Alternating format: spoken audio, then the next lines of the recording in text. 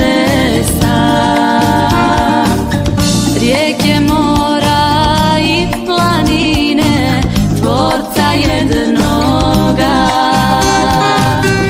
Sve u jednom glasu zbori Allah illallah. Uz njih i sve čiste duše, ja Resulallah. Svi smo tvoji, Gospodaru, vjerni robovi. Svi ćemo se jednog dana tebi vratiti. Za dženecke vječne bašče tebe molimo, jer svim srcem, Gospodaru, tebe volimo.